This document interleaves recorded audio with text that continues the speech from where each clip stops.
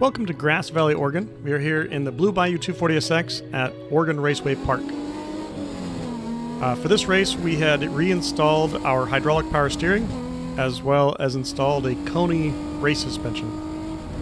Let's go for a lap with Nathan Fejan so you can see what this track is like. On the front straight, we hit about 100 miles an hour, and then as you brake, the pavement drops away from you, so you lose braking going into the turn. So you have to modulate your braking a little bit there.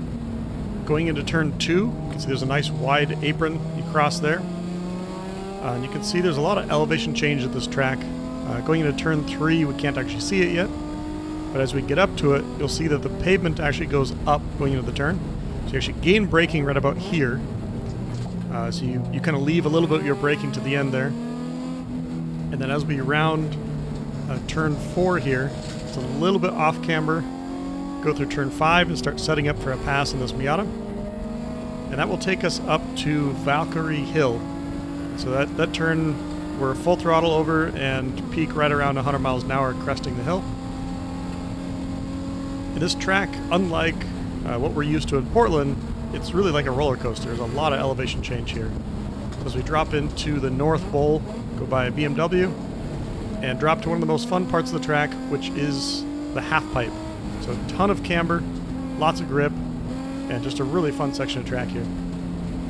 So that takes us over to turn 11, and after this is known as the North Straight.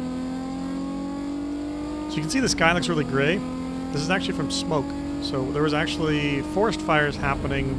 They're quite a ways away from the track, but there was enough of them that the smoke was rolling through this area, and the sun looked kind of red in the sky, as well as ash just covering everything.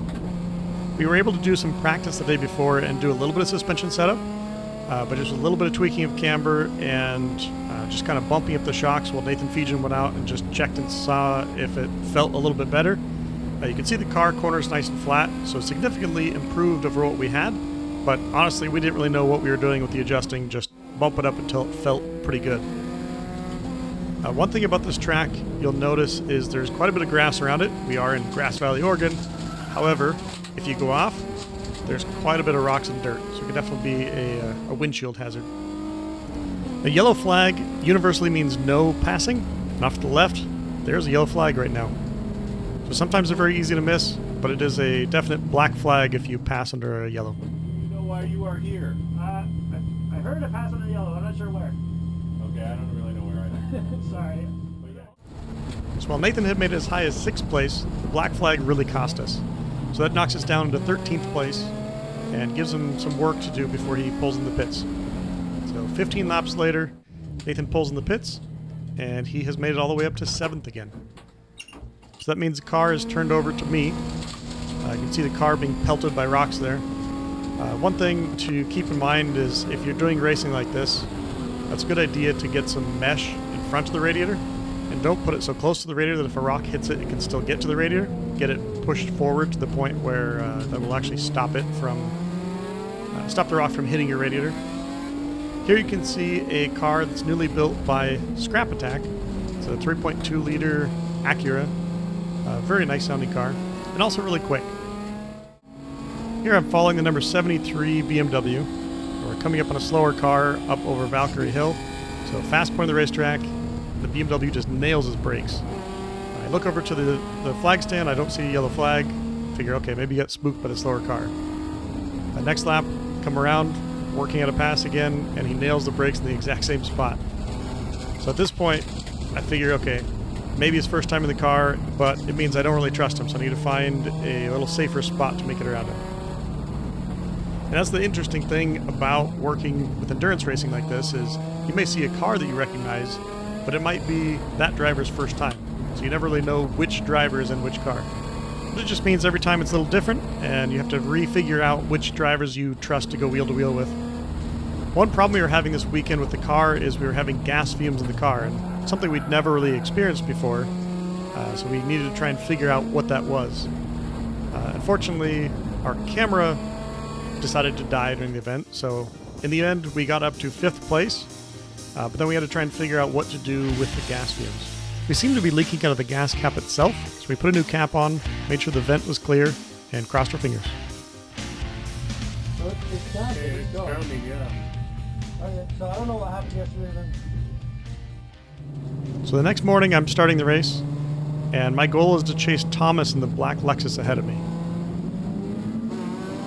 The green flag drops, and I start trying to chase Thomas up through the inside here. So as Thomas gets up to turn 1, I chicken out when I get to this Trans Am, tuck in behind that one. But a lap later, they give me a gift, and I'm on into 10th place. One thing that's interesting about this track is you can actually run it clockwise and counterclockwise. So the second day we are actually running it counterclockwise. So now every turn looks different. You know, a corner that opens up is now a corner that tightens, and everything just looks completely different backwards. So it's kind of fun to essentially get to drive 2 different tracks in one weekend. Unfortunately, the fixes that we had tried for the gas fumes didn't work. So as the car is getting hot, I'm starting to get gas fumes. My eyes are watering. Yeah, I'm not driving my best. So here you can see, get a little too close to the Purple Haze BMW. Lose a place to the Socket Monkeys Racing Team Civic. And at this point, yeah, I'm starting to second guess the car, my driving. Not really sure what's going on.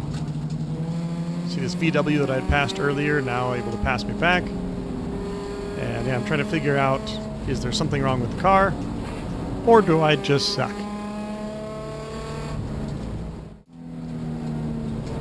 So even though the gas fumes are definitely pretty aggravating, right here I am up in 7th place, chasing some of the faster cars.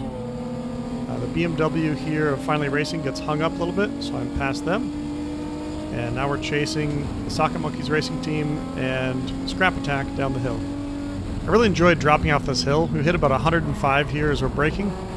And then slightly off camera as you turn there, so a little loss of grip. So at this point in the race, the gas fumes are getting extremely distracting. There's tears just streaming out of my eyes. And I have the defrost going, trying to get the gas fumes out of the cabin as much as I can. And radio into the pits, just saying, I don't know how much longer I can actually hold out, trying to drive with this. Here you can see the number 177, the Finally Racing BMW, getting the pass back. So they do get me on the inside here. And here's where things continue to go downhill. So if you listen to the engine here, you'll hear that it sounds a bit off.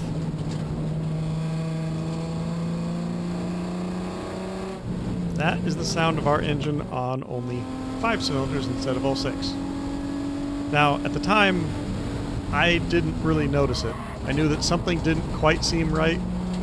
When I'm listening to it now, it sounds obvious, but while I was high on gas fumes, I was still second-guessing everything. I didn't really know if the car was being slow, if I was being slow.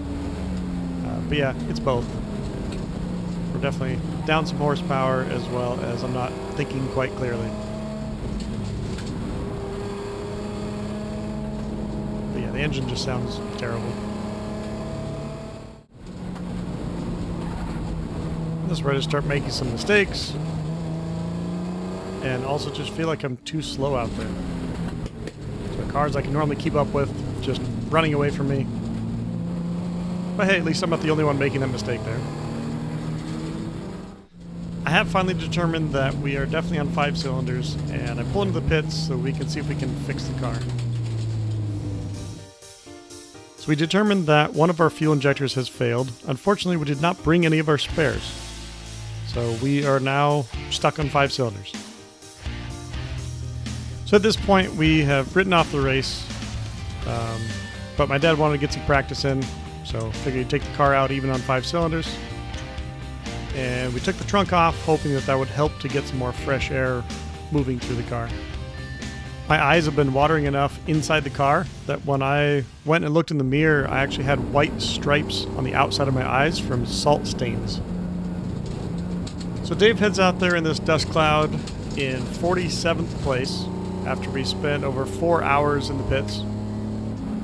And just trying to put in some practice laps, but with 5 cylinders, gas fumes, and unfamiliarity with the track, things are not going super well. So he does manage to get us from 47th place up into 46th place, but after about 15 laps, pulls the plug on it, goes in the pits, and we'll have to call it for this weekend. So we'll take a 5th place the first day, 46th the second day. Had a lot of fun at this track. It's a great roller coaster, and we will definitely be back. So thanks for watching. We'll see you next time.